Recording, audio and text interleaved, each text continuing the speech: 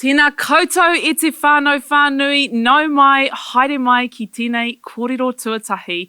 Hello and welcome and warm Pacific greetings to everybody tuning into this, our first campaign panel for the Let's Do Even Better campaign. Of course, in this campaign we will be talking about the upcoming election and the different parties' policies with a selection of esteemed guests. So with this series, what we're trying to do is to carry on from that challenge we laid down at the launch of our Aotearoa Wellbeing commitment only last month. And if you missed that, you can check it out on letsdoevenbetter.nz. We're wanting to talk to our guests about how we can rebuild better from Covid-19, not just go back to the old normal.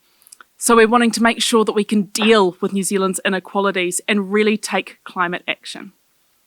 So I'd love to introduce to you today our wonderful panel of guests. We have with us Melissa Ansell-Bridges, the General Secretary of the Council of Trade Unions. Hello, Melissa. Lovely to have you with us. Kia ora. Thanks, Jess. And we welcome back Max Rshbrooke, journalist, author, and the current JD Stout Fellow at Victoria University. Lovely to see you again, Max. Kia ora. And of course, the illustrious Simone Best, PSA member and home support worker. Hi, Simone. Hi. So, ka nui te mihi ki a koutou. Thank you all so much for joining us today. I'm wanting to just kind of kick off straight into this. So I would love to know from each of you what you have observed through, I guess, the first big lockdown and, of course, for Tamaki Makaurau, the second lockdown. And how that's impacted your kind of area of interest. Melissa, should we start with you? Sure thing. What a massive year for everyone. It feels like it's gone on for a while.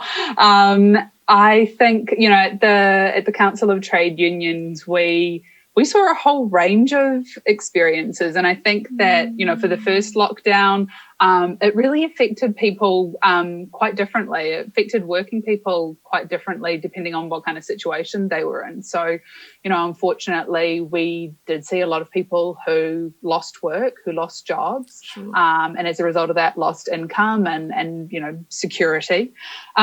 We saw for some people, workloads really increase. Anyone working in essential services or working for government, there was a huge pressure all of a sudden to respond to what was happening.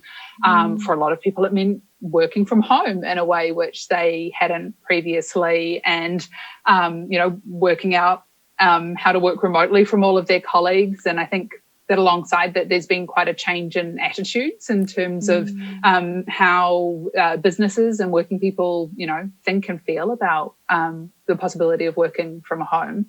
I think the whole experience of being in lockdown also really brought into sharp focus for everyone that working people are whole people, and they have, families, and they have, caring responsibilities, and they have responsibilities towards their community as well. They exist outside the workplace also. They're, holistic people, and you have to consider that, because what's happening outside of work affects what happens for people at work as well. The other thing I think that has been very evident is the hugely important role of the state in terms of leading those kinds of responses and supporting New Zealanders.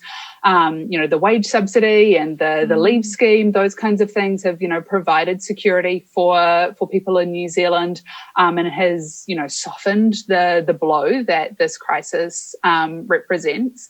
We've got a strong public health system. There's more that we need to do in that space, but, we're in a good place relative to some countries in the world, having that kind of support for people when you have a public health crisis. But we've also seen the hugely important role that working people play in responding to something like this, particularly the essential workers who, kept working throughout lockdown in our health services and, public transport and in supermarkets and all that kind of stuff. And they're working people whose work sometimes is overlooked and isn't valued properly. And it's really just highlighted how hugely valuable that work is, how essential it is to society functioning.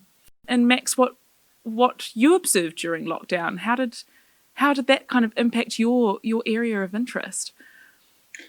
Yeah, well, look, I mean, I would really echo a lot of what Melissa has said, and sort of the data stories often tell the same story as the human ones, I guess. And I suppose what I've been looking at, what I've been concerned about throughout the lockdowns and the response to coronavirus is, the history of crises like this, which tend to be pretty unequal. Sure. If you look at the global financial crisis, for instance, the incomes of people in the richest tenth of the country weren't really affected very much. I mean, they had a little temporary pause and then just carried on rising. Whereas if you were in the poorest tenth of the country, incomes dropped quite sharply from 2009 and didn't really recover for 5 or 6 years afterwards. And, and that was just a drop in people's incomes. But, I imagine all the other sort of things that add up to people's well-being, that whole person that you were talking about also took a hit in that time. So we definitely weren't all in it together in the last crisis. And, although Melissa's right, there's been some wonderful coming together, and there has been, some shared sacrifice, people sacrificing things so that others can benefit throughout this crisis.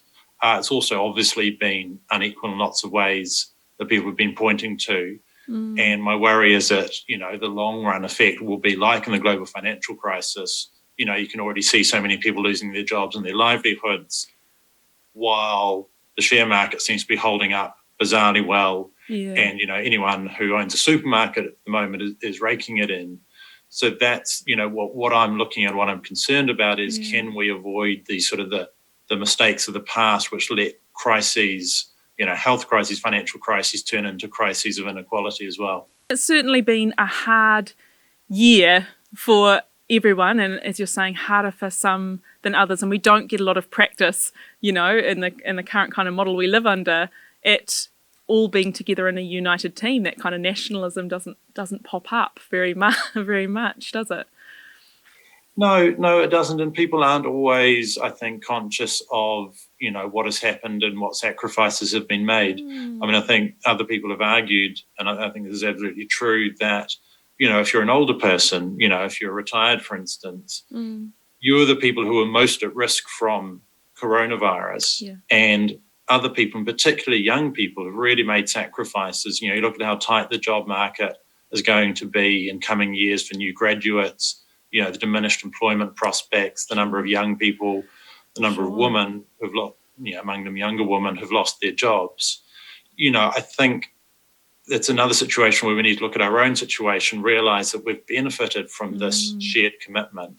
And in the case of older people, be more willing to embrace the idea of things like, like wealth taxes, for instance, which would fall disproportionately on older people because they tend to be wealthier. Sure. Again, recognising your advantages, recognising what you've got out of this collective commitment to well-being, and being willing to put something back and, to replenish the pool, to kind of be in that reciprocal relationship with other people. Yeah, I love you talking there about sacrifice, and I think that's a good moment to jump to Simone, because sacrifice really defined a huge part of that first lockdown, I know, for you personally. But I'm interested kind of from that frontline healthcare role, what you did kind of notice and what's stayed with you since that time. With a lot of support workers in my sector, we're very supportive of actually pursuing distribution of PPE, and like there's little pockets of inadequate PPE, like the amount that we are given from like one box of gloves, one box of masks to the ratio of how many clients we might see or how often we can get to the distribution points, and then how they are being distributed. Like there's some stories about hand sanitizers not being able to be couriered because they're seen as some sort of flammable goods. So people can't even have hand sanitizers sent out to them if they're in rural areas. There's still real challenges right at the front line. Even now, is that the case with the current lockdown in Tamaki? Even now, but I think it never really stopped. It was highlighted in level 4 back then. I'm interested in what you kind of make of the politicians, across the spectrum, the politicians' response really to this crisis. I think in this respect, I split myself up in two people. Like, there's me strongly trying to be uniquely Simone by herself, Simone mum, Simone auntie, Simone daughter, Simone the human being, but then there's also the Simone the worker.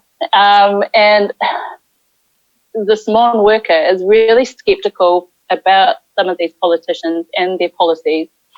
And the fact we haven't heard any policies or rejuvenation or of what those policies are, or even looking at a particular scope on what their health policies are.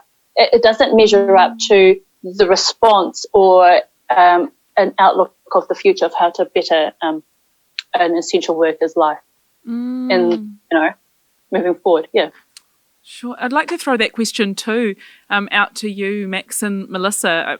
How do you kind of read the politicians' response to this crazy year? Well, I guess, from my point of view, I think what Simone's pointing to is that, the role of the state of government is absolutely crucial.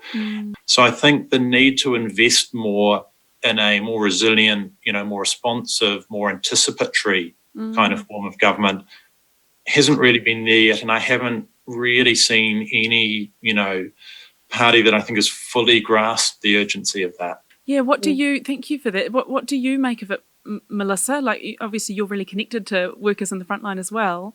I'm interested in what you read the political response as. I feel like unprecedented now feels like a really, overly used word. But in terms of developing policy responses to this crisis, government had to respond so quickly. It was thinking back to, when we first went into lockdown initially and the development of the level system and what that meant for everyone, and then things like wage subsidy and the leave scheme. There's a huge pieces of policy that needed to be built in behind that, and it just happened so quickly. And I think, what Simone's talked about in terms of the experience of frontline workers, there can be a disconnect there between what's actually happening in the workplace and what gets through to the people sort of making those decisions, and then to, what political parties are pushing for as well. And, one of the things that I definitely saw was when good decisions were made, when the people who were doing that work were involved in that, or were, given the opportunity to feed through their experiences. And that hasn't always happened in, a timely fashion, or, in the way that it should have. But when it has, it's really improved the decision-making that's happened. And I think that, centering the experiences and the expertise of the people who are doing the work definitely leads to better decision-making. And I guess the other complicating factor this year as well has been that these policy decisions are being, made in the shadow of an upcoming election as well. And that that can just change how sort of people respond, and the kind of narratives that they're trying to create as well, which isn't necessarily always in the best interest of the public either, but for personal political gain. And I think that that's something that we just need to be aware of when we're listening to the messages that are coming through from political parties, is just really thinking about is this a a purely, political response because of the election, or is there something else behind this? Is it a legitimate criticism, or policy, or is there other stuff going on there? And I think that we're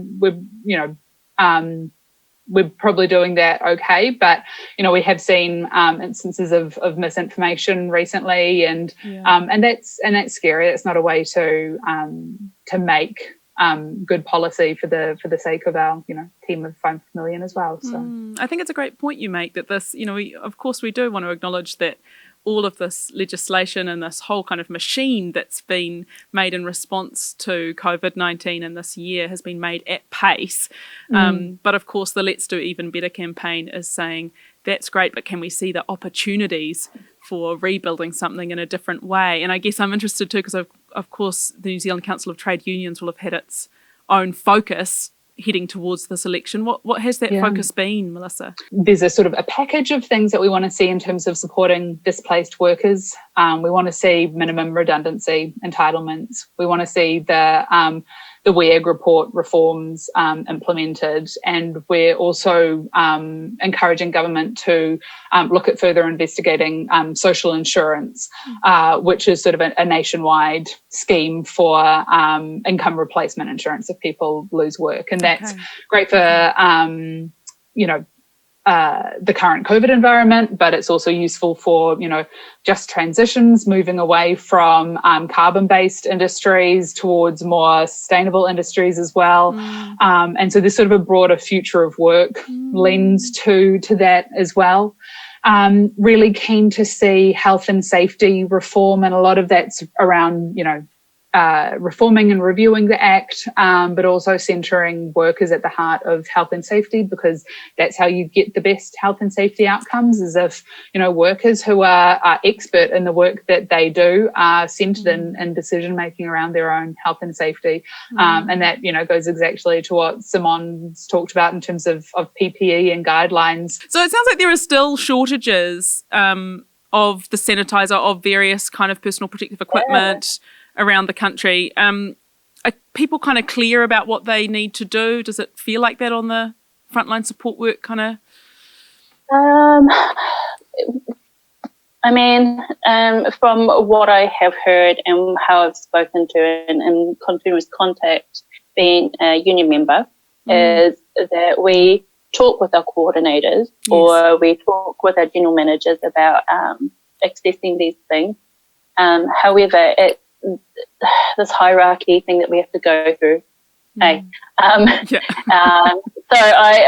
sometimes we just want it right there. We don't want to have to jump through all these things just to get it. And that's, I think, the reality of it, that we have to go through this extra effort just to have a mask or just to have hand sanitizers put in place. How do you see so of course we're here to kind of talk about the Aotearoa Wellbeing commitment, and I'm interested from your perspective how you see that fitting into these gaps, big clear gaps that have been revealed by COVID, and the kind of ongoing kind of ad hoc experience at the front lines. From a health sector perspective, from a community health perspective, it would mean that we'll be able to be working in a safe environment. There'll be some consistencies within how we work. And there would be, with job losses, there'll be no scarcity about jobs because we'll be always efficiently and supported by what is around. I guess I'm kind of interested, I know we've talked a little bit about where the inequality has emerged, but I'd love you to be a bit more specific about, where you've seen some of those inequalities and who it's affecting the most. Yeah, well, I think one of the worst things about inequalities is that they overlap so much and they intersect so much, and they create all these factors that are like barriers, to people who are trying to lift themselves out of poverty. Sure. For instance, one really shocking fact about New Zealand, which I don't think is known well enough, is that 1 million New Zealanders, so 1 in 4 adults, has what's called unmet health need. They can't get the health treatment that they need. And to a very large extent, that's driven, it's stunning, right? Isn't it? 1 in 4, which is not that different to the number of New Zealanders who's in poverty, so there's a very strong overlap there. And for a lot of those people, it's about not being able to afford to go and see a GP, because, I've lived in the UK where they have genuinely universal healthcare. And so it's free to go and see your GP, which makes sense because then you don't put it off. And so you don't leave the treatment until it's much further down the track, the condition's worse, and it costs more to treat, just even from an efficiency point of view. So, that's a very, very real kind of inequality. It's an inequality of health, but it's also deeply linked to inequalities of income. And I think, dealing with that is, of course, partly about, going to one of the sources and dealing with inequalities of income and making sure that more people have the income they need for a decent life for themselves and for their families. But one of the other ways, of course, is to do it through having, genuinely free and accessible public services. As Simone says, it gives you, there's a kind of stability and a certain kind of safety then that that you can get, the education that your children need, the healthcare that you need, the housing that you need. And if those things are free, then they're effectively like a top up to your income anyway, as measured by the value of what you would have had to pay for those things if you had to buy them in a market. So I think, a genuine sort of commitment to universally available services is really, really crucial in tackling inequality. So you think that the Aotearoa Wellbeing commitment can actually reasonably deal with inequality if it was to be implemented? Yeah, I think it's sort of like, two blades of a scissors, pair of scissors, right? You need both. You need action that's directly on the income and wealth, and that's the stuff that you do through the benefit system and through taxation and through all kinds of mechanisms. But you need the public services component of it as well. The role of government is not just to boost people's incomes and wealth, it's not just to boost GDP. It's to actually ensure that people can live well, that they have the basis of living well, and that requires a whole lot of things across the board. So the government's done really well to make that an ambition and to create a whole lot of measures so that we can tell if people are actually achieving that kind of well-being. But just having the destination isn't the same as knowing how to get to the destination, and that's been the missing part of the puzzle. And I think what a wellbeing commitment is partly about is saying, well, the way we get to that destination is through high-quality public services that everyone can access, because that's how you'll ensure that people, are in good health, have the education they need, feel safe in their neighbourhood, all these different elements of well-being. So it's about taking that, good initial work and that good sort of theoretical commitment and actually trying to make it a real thing. Hey, Melissa, I'm going to jump back to you for a second and just kind of check in about how you see the Aotearoa Wellbeing commitment helping with the things that the New Zealand Council of Trade Unions has kind of highlighted. I know you were... The whole Aotearoa Wellbeing commitment, everything is, it's fantastic in there, but the income support stuff is something which I'm particularly excited about and, which aligns very closely with, the things that the CTU has been pushing for this election. One of the other things, though, which we are supporting a call for is, stronger public service and, a lot of the things which are in there in the wellbeing commitment as well, sit alongside that. So, Yeah, I guess I am interested in if we really get into the nitty-gritty of the policies that are coming forward from various parties. What kind of policies have you seen that you think could be really helpful? Obviously, we're now talking outside the Aotearoa Wellbeing commitment. We'd love a party to come through and say, yes, that's exactly what we're pushing. But what have you seen that you do like? Labor have, reconfirmed their commitment towards fair pay agreements. Obviously, this is a policy which they came into the last election with, and things have been slowed down by COVID. The Greens have also supported fair pay agreements. Greens have come out as well and said yes to our call for an increase to sick leave, to double the amount of sick leave, which is really wonderful. And they've, sort of expressed it and acknowledged that this is, really a necessary public health response as well, especially in, in current COVID times, that it's really important that people have more sick leave. And they've also supported extending the living wage beyond, the core public service and improving redundancy provisions for New Zealanders as well. So, there's definitely some really good stuff out there, and looking forward to hearing more announcements from parties as we get closer to the election as well. Huge ngā mihi kia koutou mō tō koutou hakaro. Thank you all so much for your expert and personal perspectives. And thank you for being part of this first campaign panel. It's been an absolute pleasure to have you with us. And tune in next time, everybody. Ka kite anō.